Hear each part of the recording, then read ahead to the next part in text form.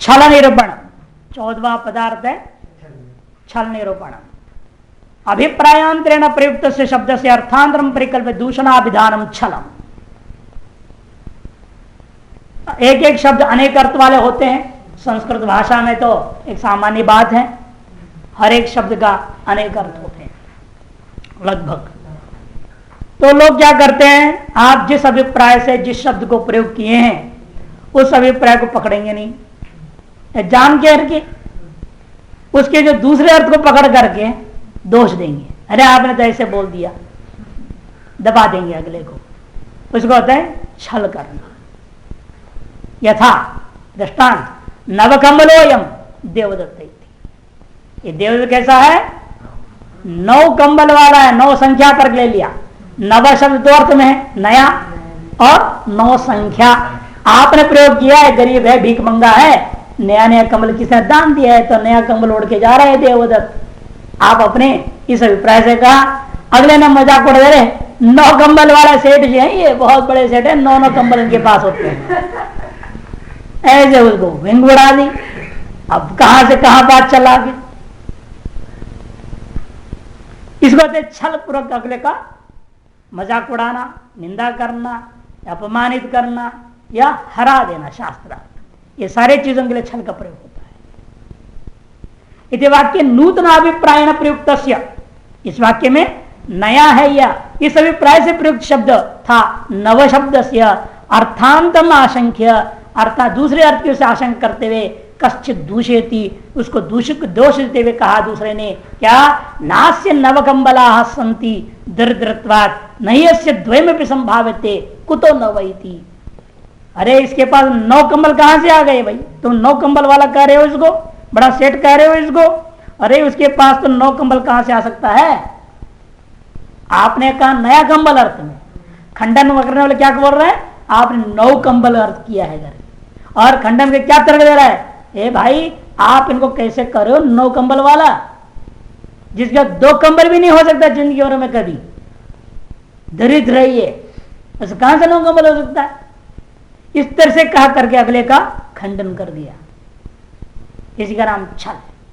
नास्य नवकंबला संति दरिद्रत्वात्, इसके पास 9 कंबल हो नहीं सकते, क्यों, ये दरिद्र है।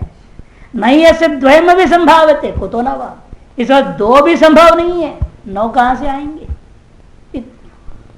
ऐसे कथन कर जो वादी सचवादी छलवादितया ज्ञायते, उसको छलवादी रूप से लोग कहा करते हैं ऐसे लोगों को। इसे उपहास में भी कहा जा सकता है। शास्त्रार्थ में तो उपहास करने नहीं बोलेगा, खंडन करने बोलेगा। प्रकरण पर भी डिपेंड है, किस प्रकरण में ऐसे बोला जा रहा है, कि उपहास के लिए हो सकता है। और यह शास्त्र का मामला होने से दृष्टांत जो घटाए इसको शास्त्रार्थ में घटा दिया, वादी प्रतिवादी के प्रति ऐसे कह रहा है। अगर ऐसे वादी को छलवादी कहा जाता है। और यह छल भी 3 प्रकार का न्याय सूत्र में दूसरे ढंग से लक्षण किया। वचन विघात तो अर्थ विकल्पोपत्या छलम। सूत्र है 1, 2, 10। भिन्न अर्थ का ग्रहण कर वादी के वचन का जो खंडन किया जाता है उसे छल कहते हैं। अर्थ विकल्पोपत्या माने दूसरे अर्थ विकल्प माने दूसरा अर्थ को उपपन्न करके वादी के वचन का विघात कर देने का, खंडन करने के लिए प्रयोग करने का नाम छल होता है। और यह छल 3 प्रकार का है, वाक छल, सामान्य छल और उपचार छल। जो वर्तमान दृष्टांत जो दिया था इसका नाम वाक छल है। पद को लेकर, वाक्य को लेकर जो छल किया जाए उसको होता है वाक छल। नव शब्द का नूतन प्रयुक्त को नव संज्ञा लेकर के अगले को खंडन करना, अपमानित कर देना, दबा देना, इसको कहते हैं वाक छल। सामान्य छल दूसरा है, जिसका लक्षण पहले वाक्छल का लक्षण देखिए। अविशेषाभीत्य अर्थे वक्तु अभिप्रायाद अर्थांतर कल्पना वाक्छल। सामान्य रूप से कथित शब्द का अर्थ में वक्ता के अभिप्राय को त्याग करके अर्थांतर कल्पना करना वाक्छल। सामान्य छल क्या है, संभवतो अर्थस्य अति सामान्य योगाद असंभूतार्थ कल्पनम सामान्य छलम हो सकने योग्य अर्थ कि जो विवक्षित अर्थ था में रहने वाले हैं वह उसको छोड़ के वाले समान धर्म के भी संबंध से असंभूत अर्थ कल्पना कर लिया, जो कभी नहीं हो सकता ऐसा अर्थ की कल्पना कर लिया, संभावित अर्थ को त्याग दिया, है ना। संभवतो अर्थस्य अति सामान्य होगा, जो संभावित अर्थ था वह अति सामान्य था, इसलिए उसने उसको त्याग दिया। और असंभूतार्थ कल्पना, जो बिल्कुल संभव ही नहीं है ऐसे भी कल्पना करके कथन करके अगले को परास्त करने का प्रयास करना, जो उसका नाम है सामान्य छल। जैसे किसी व्यक्ति ने केवल प्रशंसा करने के लिए कह दिया, असौ ब्राह्मण विद्या आचरण संपन्न, मजाक से कह दिया, अरे आप तो श्रेष्ठ ब्राह्मण हैं, विद्या और आचरण से संपन्न है। बस उसने पकड़ लिया उसी पर, मैं ब्राह्मण हूं, विद्या आचरण से संपन्न हूं, मेरी पूजा होनी चाहिए, मैं पूज्य हूं। जिसने उसको कहा उसी का पीछे पड़ गया, जिसने उसको कहेगा ना उसका पीछे पड़ जाएगा। आपने तो कहा था मैं ब्राह्मण हूं, विद्या आचरण संपन्न हूं, अब मेरे पैर धोइए। ब्राह्मण का पैर धोना चाहिए, दक्षिणा दो, सम्मान करो, भोजन खिलाओ, अब मैं पूज्य हूं, पीछे पड़ जाएगा। इसका तो सामान्य छल, उपहास में ऐसे ही कह दिया व्यक्ति ने मजाक में कि भाई आप ब्राह्मण हैं, विद्या आचरण संपन्न है। यह ब्राह्मण विद्या और आचरण संपन्न है, इस वाक्य को सुन करके सुनने वाला कहने लगा कि तो मैं तो फिर तो ब्राह्मण हूं, मेरे अंदर ब्राह्मणत्व है, मैं श्रेष्ठ हूं। भले ब्राह्मण कुल में पैदा हो लेकिन विद्या भी नहीं थी, आचरण भी नहीं थी, मजाक से कह दिया उसे। गधा था वो, पैदा ब्राह्मण घर में हो, ब्राह्मणत्व है, जाति तो ब्राह्मण जरूर है, आचरण से, विद्या से, संस्कार से किसी से भी ब्राह्मणत्व नहीं है उसमें। इसे किसी ने मजाक करते हुए कह दिया उसको। जैसे हम लोग कहते हैं जो भी आ जाते हैं सबको लाल पहने, संत जी महाराज आइए बैठिए, सम्मान दे देते हैं। हमें क्या मालूम ये संत है कि ढोंगे की क्या है, हम इस पे क्यों पीछे पड़े। हम जो भी आते हैं सब संत ही तो मानते हैं। नहीं महाराज, जब आपने उसको सम्मान दिया है तो फिर तो उसका दंड भोगना पड़ेगा हमको। जब उसके अंदर वो वृत्ति हमने जगा दी, सम्मान दी, वो सम्मानीय है या नहीं, ये मेरे साथ हुआ है, मैं अपनी बात कर। अच्छा, मुझे ब्रह्मचारी ने कहा बाबा जी स्वामी जी, मैंने कहा जी बाबा जी स्वामी जी कहते तो पालन करो, और यदि नहीं श्रद्धा है तो मत करो। औपचारिकता क्यों करते हो, औपचारिकता में तुम्हें नुकसान भी हो सकता है, स्पष्ट रहो। तो जब वो संत नहीं, हमने उसको स्वामी जी कहा, टिप्पू कहा, नहीं जरूरी नहीं है। जब बात ऐसा है, व्यवहार, ये व्यवहारिक बात, ये छल वगैरह व्यवहार की बात हो रही है यहाँ, ये व्यवहारिक बात है। ये व्यवहार में होता है वस्त्र का इज्जत कर देते हैं। वस्त्र का इज्जत करने का मतलब यह नहीं होता है हम उससे अपेक्षा कर लेते हैं, ठीक है। वो हमें संत कह दें लेकिन हम अपेक्षा नहीं, आप मेरी पूजा करो। भले उनको कहो यदि हम वास्तव में संत नहीं है, हम उनको कहना चाहिए मुझे संत मत बोलो, मुझे संत मत बोला करो, मुझे स्वामी जी मत बोलो, मैं भी आप जैसे जिज्ञासु विद्यार्थी हूं, ये कहो। यहां पर आप संत यदि वो कह भी दे, अपेक्षा क्यों करो पूज्यता का। बात ये छल तब कहते जब हम उनसे उस शब्द के अनुसार पूज्यता का पालन करने के लिए आदेश देने लग जाते हैं। इसी का नाम तो सामान्य छल है। भले कोई भी हमें संत कहे, हमें भगवान कहे। अब लोग कहते हैं कि हम जहाँ संत लोग, हम लोग किसी घर जाते हैं, महाराज आपका घर है, तो हम कहते चलो बाहर, फिर मेरा है तो चल बाहर। वो व्यवहार में बोला जाता है ये आपका है जी, सब कुछ आपका है जी, आपके ही बच्चे, तो वो हमारे बच्चे हो जाएंगे क्या। व्यवहार में तो लोग ऐसे ही कहा करते हैं, सम्मान में कहते हैं, कोई प्यार से कह देते हैं, कोई भावना से कह देते हैं, लेकिन ये तो नहीं होगा तो मेरा हो गया, मैं अधिकार जमा लूं उनसे ऊपर, मैं अधिकार जमाऊंगा, फिर हमारे असाधु तौर प्रकट हो गया, हमारे असाधु तौर पर प्रकट हो रहा है। भाई कोई हमें साधु और सम्मान देता तो सम्मान त्यागना चाहिए, उसी का नाम तो साधुता है। ये हम सम्मान की अपेक्षा करने लग जाए, सेवा की अपेक्षा करने लग जाए, फिर हम साथ खत्म हो गया हमारे। हम लोग जाते हैं कया, जैसा भी ओमकारेश्वर आपने ही देखा, हम गए वो पाटा लगाने लग गए, नहीं हमने घटाओ भाई, सम्मान देने को तैयार होंगे। गुरु मानते हैं, कोई कुछ आचार्य मानता है, कुछ भी मानता है, वो लोग सम्मान करो तैयार है, लेकिन हमें लेना नहीं लेना हमारे सोचना पड़ेगा। अपेक्षा करो तो दूर की बात है, स्वतः ही दे रहे तो भी लेना नहीं लेना हमें सोचना चाहिए। हम योग्य हो तो भी नहीं लेना चाहिए, अयोग्य तो प्रश्न ही नहीं उठेगा। ये विचारणीय विषय यहां पर होता है। छल तब कहा जा रहा है, अगले ने हमको संत कहा, ब्राह्मण कहा, कुछ भी कहा, उतने में से मैं भी अपने आप को संत और ब्राह्मण मान के अपेक्षा करने लग गया और कहने लगा मेरी पूजा करो, मेरी सेवा करो, दैट इज छल। ये उचित नहीं है। इसलिए कोई कुछ भी कहे, लेकिन हमें उसके उनसे अपेक्षा उसके अनुसार नहीं करना है। हाँ, वो उसको सम्मान दे रहा है, सम्मान दे करके पीछे से अपमान कर रहा है, वो उस पर आपके भागी बन रहा है, तो वो जाने उसके कर्म जाने, हम क्यों उसमें जाए। यदि वो सम्मान देकर पाप का भागी बन रहा है, बनने दो, तो उसको बचाओ ना, पाप से थोड़ा कोई जरूरी नहीं, जरूरी नहीं, जरूरी नहीं, जरूरी नहीं, जरूरी नहीं। ये डिपेंड होता है अगला सुधरना चाह रहा है कि नहीं चाह रहा है। अंग्रेजी में कहावत हम बार बार कई बार सुना चुका हूं, you can take your horse to the pond but you can't make it drink until it wants to drink. Hindi में इसका अर्थ है, घोड़े को आप तालाब में ले जा सकते हो पानी पिलाने के लिए, लेकिन वो पानी नहीं पीना चाहेगा, आप डुबा दो उसको, वो नहीं पीगा, जबरदस्ती नहीं हो सकता। इस तरह से संसार में चाहे शिष्य भी क्यों ना हो, यदि सुधरना नहीं चाहता है, सुधरने की कोशिश गुरु के लिए घातक बन जाएगा, बल्कि और बड़े पाप करा देंगे आप उससे, क्योंकि सुधरने को तैयार है ही नहीं। आप जबरदस्ती करोगे तो कुर्रत में आवेशा गला काट देगा, तो छोटा मोटा पाप कर रहा था और बड़ा पाप करवा दिया आपने, गर्दन काट दिया उसने।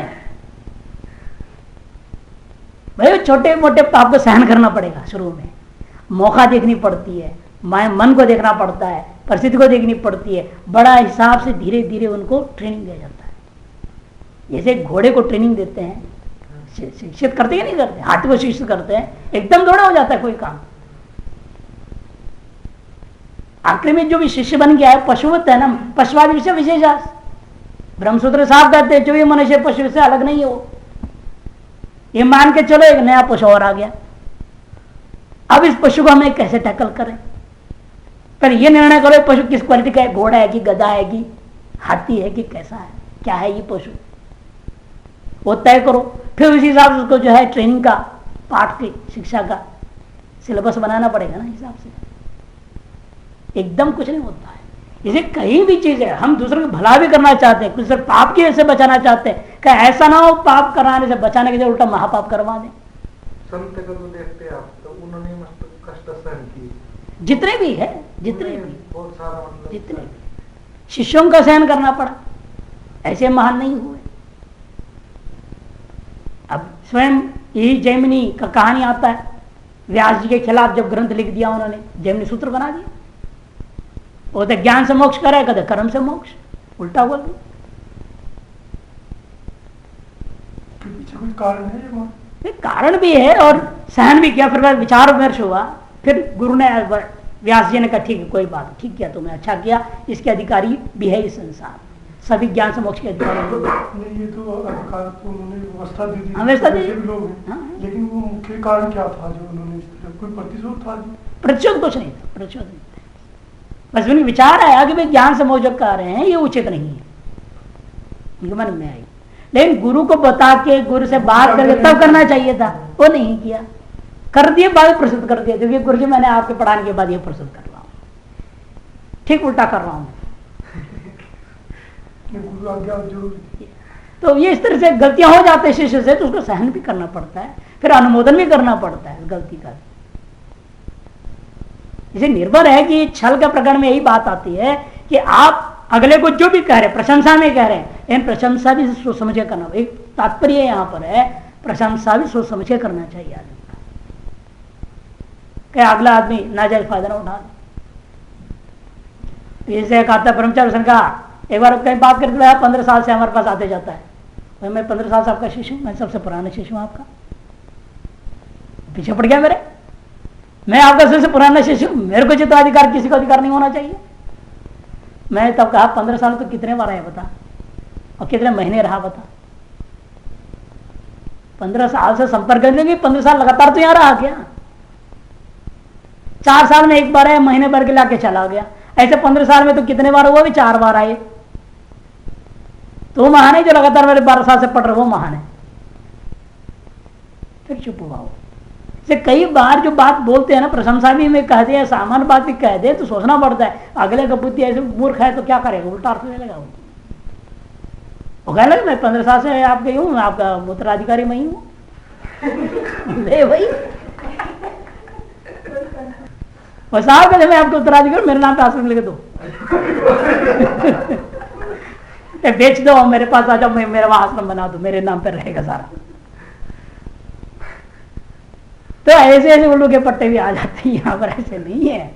इसलिए शास्त्र जो कह रहा है सब समझ के कहता है ये बात। सब तरह के लोग हैं।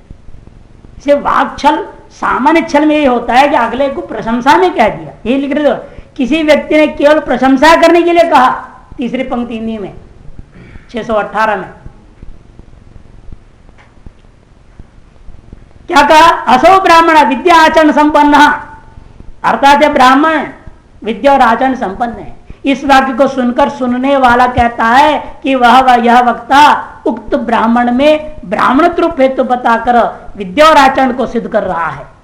इस प्रकार कल्पना करके वक्ता से उसने कहा कि ब्राह्मणत्व के होने मात्र से विद्या और आचरण की सिद्धि नहीं हो सकती, क्योंकि उपनयन संस्कार रहित व्रात्य ब्राह्मण में ब्राह्मणत्व के विद्यमान रहने पर भी विद्या और आचरण का अभाव है। जन्मद ब्राह्मण है वो व्रात्य ब्राह्मण क्या है, जन्मद ब्राह्मण कुल में जन्म हुआ लेकिन उपनयन संस्कार आदि नहीं हुआ, ऐसे को व्रात्य ब्राह्मण कहा जाता है। वो व्यक्ति विद्या और आचरण संपन्न भी नहीं हो सकता।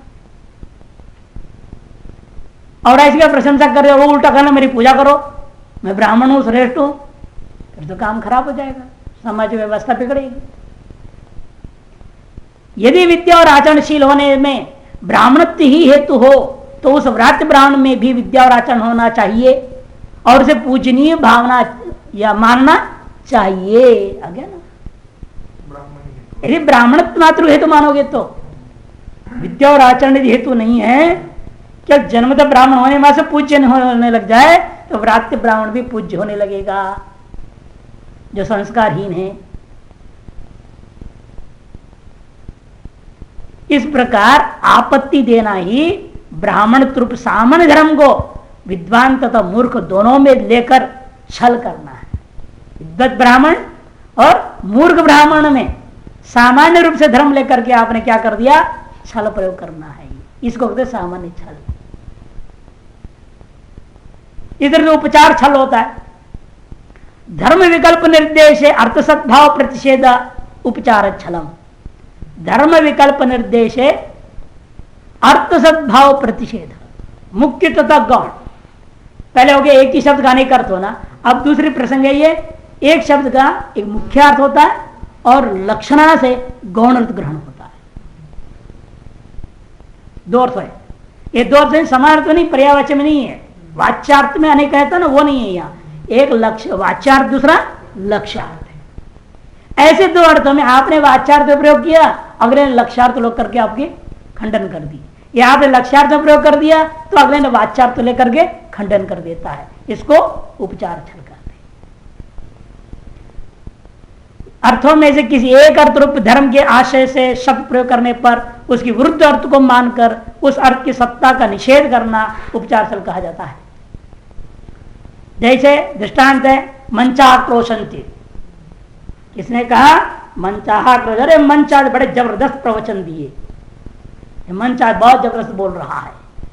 मंच बोलेगा क्या, आप वह लक्षणा से बोल रहे हैं। मंचस्थ जो पुरुष है वो बढ़िया प्रवचन दे रहे हैं आज। आपका तात्पर्य मंचस्थ पुरुषों में लक्ष्यार्थ में, लेकिन अगले ने क्या कर दिया, उसका वाच्यार्थ लेकर के आपकी निंदा करने लगी, खंडन करने लगी। है क्या आप बोल रहे हैं, कहीं मंच बोलते हैं क्या? मंच के पास कोई इंद्रिय बोलने का? यदि मंच बोलने लग जाए फिर तो मंच देखने भी लग जाएंगे, मंच तो सुनने भी लग जाएंगे। ऐसे घेरना, खंडन करते हुए उल्टा सीधा बकना, ये उपचार छल है। मंच तक कभी शब्द नहीं करते हैं, आप तो मंच स्थित व्यक्ति शब्द किया करते हैं। अतः मंचाक्रोशंति कैसे कह रहे हो, इस प्रकार डांट देना उपचार छल के बल पर हुआ करता है। इधर एक और दृष्टांत उपचार छल का, अहम शब्द का शक्त्यार्थ, अहम शब्द से मुख्य अर्थ क्या, अहम शब्द का आत्मा है, ब्रह्म है, अहम ब्रह्मास्मि। आपने अहम शब्द को आत्मार्थ प्रयोग कर दिया, अहम नित्यो अस्मि, मैं नित्य ब्रह्म हो। सुनकर जाए कैसा बोल रहे हो, तुम तो माँ बाप से पैदा हुए हो। वो अहम से क्या ले लिया, शरीर को। माँ बाप से पैदा हुए, जातो सिद्धो मृत्यु नहीं सुना है क्या, तो पैदा तो मर जाएगा, कहां तो कर अपने आपको नित्य। ऐसे फटकारते हुए इसको खंडन कर दिया। ये हो गया उपचार छल। आत्मा के अर्थ प्रयोग करते हुए कहा कि अहम नित्य, तो श्रोता ने अहम शब्द को लक्ष्यार्थ के तात्पर्य से शरीर के अर्थ में लेकर के कल्पना करके एक वक्ता को डांट दिया कि तू तो माता पिता से उत्पन्न हुआ है, तो कैसे नित्य हो सकता है। इस प्रकार से उसकी नित्यता का निषेध कर देना ही उपचार छल के प्रभाव से होता है। इसे छलत्रय ये सिद्धांत है। पहला बात तो सामान्य जो अनेक वाच्यार्थ को लेकर के होता है उसमें, दूसरे वाला छल जो है सामान्य अर्थ जो प्राप्त था, सामान्य प्रयोग था, उसके अति सामान्य अर्थ को छोड़ करके असंभावित अर्थ को लेकर, जो असंभावित अर्थ है, क्योंकि उसके ब्राह्मणत्व है लेकिन विद्या और आचरण संस्कार अभावत असंभव है। असंभावित अर्थ को लेकर अपने आप पे पूज्यत्व का आरोप करके जो है व्यक्ति छल करता है, वो दूसरा सामान्य छल है। तीसरा मुख्यार्थ और लक्ष्यार्थ में से आपने मुख्यार्थ में प्रयोग किया तो उसने लक्ष्यार्थ ले ली, और आपने लक्ष्यार्थ में प्रयोग करोगे तो मुख्यार्थ में ले लेगा। ऐसे खंडन करने का नाम उपचार छल होता है। अब आता है जाति निरूपण, 15वां पदार्थ है जाति। इसका 24 भेद है, लेकिन यहां 2 ही भेद को लेकर बताएंगे संक्षेप में। असद उत्तरम जाति, असत माने अनुचित और असंगत जवाब दे देना जाति कहते हैं, उसको जाति कहते हैं।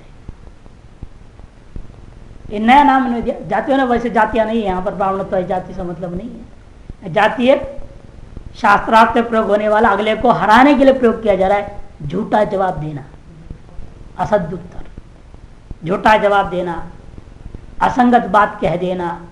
जैसे उस दिन बताया था, एक सूत्र उन्होंने कल्पना कर ली, फट बोल दिए, अगले को वरास्त कर दिया, असद उत्तर है।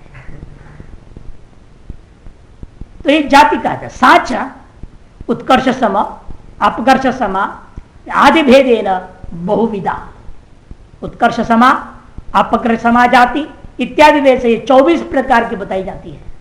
विस्तर बिया न यह कृष्णा उच्चते, विस्तार का वैसे यहां उन पूरे 24 को हम खोल कर नहीं बताएंगे, 2 ही बता रहे हैं, उत्कर्ष समा और अपकर्ष समा को देखिए।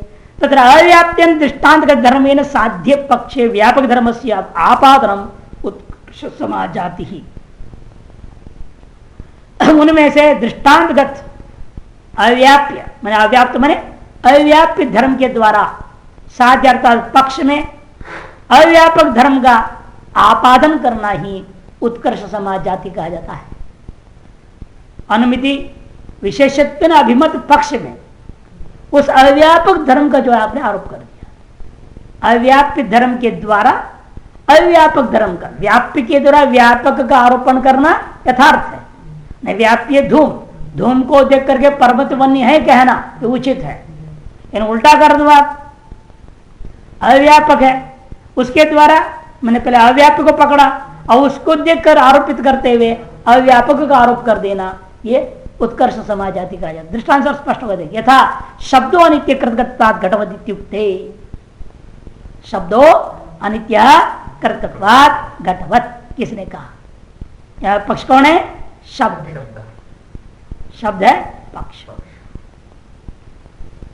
साध्य अनित्यत्व दृष्ट हेतु है कृतगत्व और घटवत दृष्टांत इत्युक्ते। घट में कृतगत्व और अनित्यत्व दोनों ही व्याप्य व्यापक बिल्कुल ठीक ठाक है, लेकिन अब घट में ऐसा चीज ढूंढो जो अव्याप्य धर्म है, घट में रहने वाले का व्याप्य धर्म ढूंढो और उसको पक्ष में घुसाने की कोशिश करो। साध्य के आधार पर कैसे? कहते घट कृतक है ना, क्यों? सावयव होने से। यदि निरवय होता तो नित्य होता हो। इसलिए आप क्या कहोगे, ये यहां पर जात उत्तर कैसे बनेगा? आप ये कहेंगे जिसलिए आपने घट को दृष्टांत बनाया और कृतकत्व के अंदर शब्द में जैसे अनित्य सिद्ध कर रहे हो वैसे आपको शब्द को सावयव भी मानना पड़ेगा, ऐसा आरोपण करना है। शब्द को सावयव भी मानना पड़ेगा। शब्द सावयव होता है क्या? इस तरह से आरोपण करने का नाम असद उत्तर है, उत्कर्ष समाज आती है। दृष्टांतगत एक ऐसा अव्यापक धर्म जो व्यापक है नहीं, अव्यापक धर्म है। ऐसे पहले अव्यापक धर्म को आपने आरोपण कर दिया पक्ष में, शब्द को भी कह दिया वो भी सावयव होगा। वही दिखा रहे देखे, यदि कृतगत्व हेतु ना घटवत शब्द नित्य सात तरी तेन हेतु तद्विध शब्द सावयवोपि स्यात्। कश्चित् देवं महा, कोई ऐसे कहने लगा यदि आप कृतगत्व हेतु के द्वारा घट को घट के समान कह करके शब्द को अनित्य साबित करना चाह रहे हो, फिर तो उसी हेतु के द्वारा, उसी कृतगत्व हेतु के द्वारा उसी घटवत को दृष्टांत बना करके ही हम शब्द में सावयवत्व को सिद्ध कर सकते। शब्दो सावयव कृतगत्वात् घटवत दृष्टांत बना देंगे। उसी को घटवत को तद्वदेव मैंने घटवदेव दृष्टांत वही रहेगा, हेतु भी वही रहेगा, लेकिन हम सिद्ध करेंगे वहां सावयवत्व को। यह आपत्ति खड़ा करेंगे। यह असद उत्तर कहा जाता है।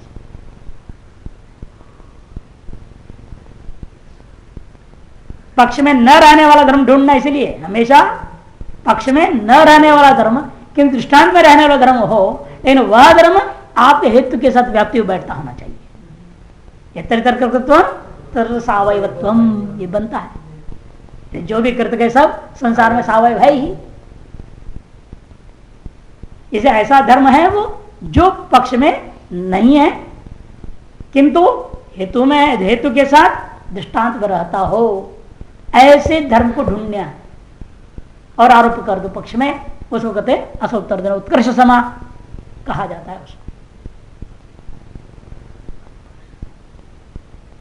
अपकर्ष समा तो दृष्टांत गतेन धर्मेण अव्याप्तेन अव्यापकस्य धर्माभावस्य आपादन। अब धर्म के अभाव का आपादन करना, उल्टा करना, यह अपकर्ष समा होता है। धर्म के अभाव, धर्माभावस्य दृष्टांत गतेन धर्मेण अव्याप्तेन, माने व्याप्य धर्म है ना, हेतु तो वही रहेगी, लेकिन क्या करना है हमने? अव्यापकस्य धर्माभावस्य। पहले क्या कहा था आपने? अव्यापक धर्म का ही आरोपण किया था ना, पक्षे व्यापक धर्म से आपादनम। और अब क्या कर रहे हैं? अव्यापक धर्माभावस्य, अव्यापक से धर्माभावस्य आपादनम। यह अंतर है दोनों में।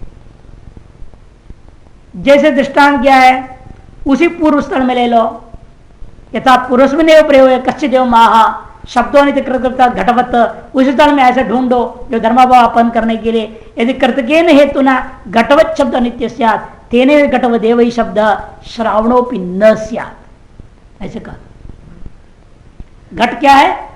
घट कैसा वस्तु है? घट चाक्षुष है। घट चाक्षुष है ना, श्रावण नहीं है ना उसमें, श्रावणत्व भाव है ना, यही है धर्मभाव, अव्यापक धर्माभाव। ये अव्यापक भी है, व्यापक नहीं है ये। जैसे हेतु क्या तत्र श्रावणाभावत्म बनेगा नहीं, तत्र श्रावणाभावत्म नहीं बनेगा। क्यों? घट में नहीं बन रहा। घट में क्या कृतकत्व है, वहां श्रवणत्व का अभाव है। ये सर्वत्र नहीं लागू होती है ना। कहा? कृतकत्व शब्द में भी है, कृतकत्व शब्द में खुद है। आप बोलते हो, उच्चारण करके निकालते हो तो कृतकत्व है, लेकिन वहां श्रावण अभाव है क्या शब्द में? इसलिए यत्र कृतकत्वम तत्र श्रावण अभावत्वम, ये व्याप्ति व्यापक भाव नहीं बनेगा। इस श्रावण अभाव कैसी चीज है? अव्यापक धर्म है, अव्यापक है ना। तो अव्यापक धर्माभाव को आपने क्या कर दिया? पक्ष में आपादन कर दिया। जैसा घट श्रावणाभाव है, फिर शब्द भी श्रावणाभाव हो जाएगा। ये असद उत्तर कहा जाता है। ये अपकर्ष समा, अभाव को लेकर से अपकर्ष है, भाव धर्म लेकर करोगे उत्कर्ष समा कहा जाता है। नहीं घट श्रावण यदि, तो निष्कर्ष क्या निकला? फिर यही कहेगा जैसे कि घट श्रावण नहीं है, ऐसे शब्द भी श्रावण नहीं होगा, श्रवणेन्द्र का विषय नहीं होगा। ऐसे आपादन करना अपकर्ष समा जाति असद उत्तर कहा जाता है। इसे वाक्यों का नाम भी गिना है अगले प्रश्न में, देखिए माधुरी टीका में। साधर्मी समा, वैधर्मी समा, उत्कर्ष समा, अपकर्ष समा, तीसरी चौथी का दृष्टांत आपने पढ़ी लिया। वर्ण्य समा, अवर्ण्य समा, विकल्प समा, साध्य समा, प्राप्ति समा, अप्राप्ति समा, प्रसंग समा, प्रतिदृष्टांत समा, अनुत्पत्ति समा, संशय समा, प्रकरण समा, हेतु समा, अर्थापत्ति समा, अविशेष समा, उपपत्ति समा, उपलब्धि समा, अनुपलब्धि समा, नित्य समा, अनित्य समा और कार्य समा जाति, 24 प्रकार की होती है। लक्षण जो किया है सूत्रकार ने वो दिया साधर्म वैधर्म्याभ्याम प्रत्यवस्थानम जाति ही। साधर्म अथवा वैधर्म्य को लेकर के जो विपरीत अवस्थित हो जाना, वादी के विरुद्ध खड़ा हो जाना, उसको कहते हैं असोत्तर प्रदान करना जाति रूपा है। ये न्याय सूत्र है, ये जाति के लक्षण के सूत्र में ये आपने लिया। कृतकत्व में का साधर्म लिया, घट में सावयवत्व और वैधर्म में श्रवणाभावत्व। साधर्म वैधर्म को लेकर के आपने दोष दिया है।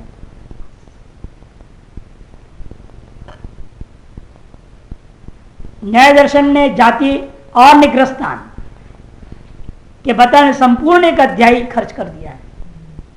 न्याय दर्शन में एक अध्याय पूरा का पूरा केवल जाति, 24 जातियां और 22 निग्रह, इन्हीं का वर्णन करने के लिए एक अध्याय पूरा है। कि शास्त्रार्थ में इनका महत्व बहुत ज्यादा है। क्यों? हर व्यक्ति का बुद्धि इतनी प्रखर नहीं है, और शास्त्रार्थ में यदि ऐसे छल करने लगे, कोई जाति का प्रयोग करने लग जाए, तो फिर वह सतर्क रहना बहुत जरूरी। इसलिए जितने भी प्रकार का छल है, जितने भी प्रकार की जाति है, इनका वर्णन करने में पूरा जोर लगा नहीं है कौन है, ताकि इन चीजों को समझ में रहेगा तो हम शास्त्र सतर्क रहेंगे। अगला शब्द जो प्रयोग कर रहा है वो कितनी प्रामाणिक है, क्या छल तो नहीं कर रहा है, क्या असद उत्तर तो नहीं प्रयोग कर रहा है। यह सजगता करने के लिए, अपने को सतर्क करने के लिए जान करके विस्तार से विचार किया। अपने सिद्धांत की रक्षा करने के लिए आवश्यकता मान करके नहीं है कौन है, इसको इतना विस्तार और महत्व सब दिया है। इन कई बार अपने सिद्धांत की रक्षा करने के लिए लोग छल का प्रयोग कर देते हैं। असुत्तर यदि अपना सिद्धांत गलत भी हो तो भी उसकी रक्षा करने के लिए छल का प्रयोग कर देते हैं, जाति का प्रयोग कर देते हैं, अपसिद्ध जो आपका जो है निग्रह स्थानों का प्रयोग कर लेते हैं। वह गलत, वो खतरनाक काम हो जाता है। अपने गलत सिद्धांतों को सही स्थापित करने की चेष्टा करना और सही को गलत बनाने के लिए कोशिश कर रहे हैं, परास्त करने के लिए। ये घातक चीज है ये वास्तव में। इसीलिए जैन दर्शन, बौद्ध दर्शन का दे बिल्कुल गलत, इसको तो शास्त्र में प्रयोग होना ही नहीं चाहिए, बिल्कुल कट ऑफ कर दें। अशिष्ट मानते हैं वो लोग इस चीज को। जैन श्लोक दिया है, 2 श्लोक, क्यों नहीं है लोग इसको इतना महत्व दे रहे हैं। दुशिक्षित कुतर्कांश लेशवाचालिता ननाः शक्या किमन्यता जेतुम वितंडाटोपपंडिता गतानुगतिको लोकः कुमार्गं तत्प्रतारितः मागादिति छलादीनि प्राह कारुणिको मुनिः। दुशिक्षित, कुतर्क, अंशलेश, वाचालिता नाना, ऐसे लोग हैं संसार में जो दुशिक्षित लोग हैं, और भी जबरदस्ती शास्त्र में घुस करके जो है उल्टा पुल्टा काम करना चाहते हैं। उनसे बचोगे कैसे? और कुतर्क जाल प्रयोग करने वाले लोग हैं। आंशिक ज्ञान है, उस आंशिक ज्ञान को लेकर के दूसरे को दबाने की हिम्मत रखते हैं, माने अधूरा ज्ञान। अंग्रेजी में कहावत भी है, little knowledge is very dangerous. थोड़ा सा जो ज्ञान होता है ना बहुत खतरनाक होता है, अधूरा ज्ञान। और वाचालितानना, जो वाचाल लोग हैं बहुत गड़बड़ कर देंगे और आपको एकदम भ्रमित कर देंगे। ऐसा बोलते जाएंगे, जाल बिछा देंगे धर धर धर धर धर करके, आप उनके जाल को समझ ही नहीं पाएंगे। ये क्या बोल रहे, कहां से कहां घुमा दिया फिरा दिया, पता ही नहीं चलेगा। ऐसे वाचाल लोग हैं, उन लोगों का मुंह कैसे बंद करेंगे आप? शक्या किमन्यथा जेतुम वितंडाटोप पंडिता, और वितंडा का प्रयोग करने में अति प्रवीण पंडित जो होते हैं उनको किम अन्यथा जेतुम शक्या, इसके बिना अन्य प्रकार से कैसे जीत सकोगे आप? इसे इनको जानना बहुत जरूरी है। गतानुगतिको लोक कुमार्गम तत्प्रतारिता, गत अनुगतिको लोक, ये दुनिया ऐसा है, बीता हुआ को समझता नहीं, आने वाली चीज को सोचता नहीं। दुनिया ऐसी है, उन्हें बीते से कोई लेन देन नहीं, आगे की डर नहीं है। कुमार्गम तत्प्रतारिता, कुमार्ग में चल करके अगले की प्रताड़ना करने को तैयार रहते हैं। मागाद यदि छलादीन प्राह कारणिक मुनि, इसे हमारे कारणिक मुनि गौतम ऐसे जाल में कोई फंस करके बर्बाद ना होवे, मागाद इति, इसी वजह से छलादीन प्राह कारणिक मुनि ही, परम कारणिक मुनि हमारे गौतम महर्षि अपने सूत्र में छल जाति और निग्रह स्थानों का विस्तार वर्णन किया है।